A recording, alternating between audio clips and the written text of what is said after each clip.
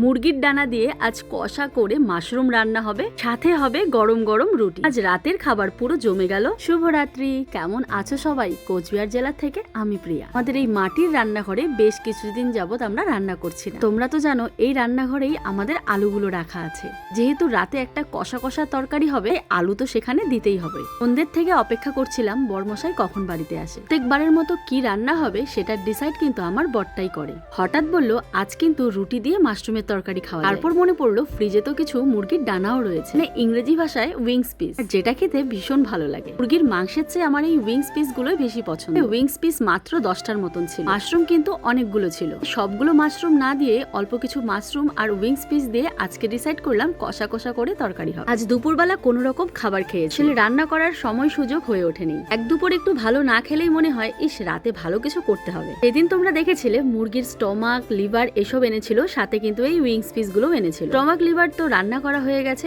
Wings piece গুলো বেঁচেছিল। আজকে এটাই রান্না হচ্ছে। আলু মাশরুম কড়াইতে আমি ভেজে নিচ্ছি। এগুলো লাল লাল করে ভেজে নামিয়ে রাখলাম। এবারে মাশরুমটাও ভেজে নামিয়ে রাখবো। মাশরুম আবার বেশি মশলা দিয়ে নাড়াচাড়া করলে একেবারে গলে যাবে। এবারে চলো, খুব কম তেলেই রান্না করছি যেহেতু মাংস একদমই অল্প রয়েছে। একটা মানুষের রান্না আর কতটুকুই বা তরকারি লাগে। এবারে হয়তো বলবে চারটা কে? আমি, আমার বর, আমার বড় ছেলে আর আমার শাশুড়ি মা। আমার শাশুড়ি মা খুব একটা বাড়িতে থাকে না, উনি ওনার বাপের বাড়িতেই বেশি থাকে। আসলে আমার শ্বশুর বাবা চলে যাওয়ার পর মাও একটা খুব থাকতে চায়, হয়তো বাপের বাড়ি গেলে মনটা ভালো লাগে। এই কিছুদিন হলো উনি এসেছেন, আর উনি বাড়িতে থাকলে আমার বাচ্চারাও বেশ খুশি হয়।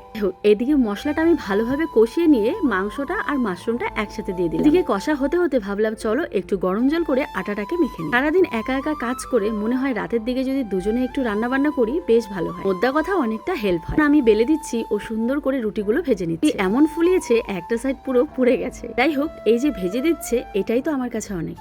দেখো মুরগির ডানা দিয়ে মাশরুমের তরকারিটা আমার হয়ে গেছে। এত সুন্দর গন্ধ বার হচ্ছে কি বলবো। মানে প্রথম এই মাংস দিয়ে মাশরুম খাচ্ছি। মাশরুম তো এমনি অনেক খেয়েছি, তবে মাংস দিয়ে কিন্তু খাওয়া হয়নি। তোমরাও বাড়িতে একবার ট্রাই করো, দেখো বেশ ভালো লাগবে। আজকের রাতের খাবারটা না অসাধারণ হয়েছে। তার জন্য আমরা একসাথেই বসেছি। এবারে চলো উইংস পিস খাওয়া যাক।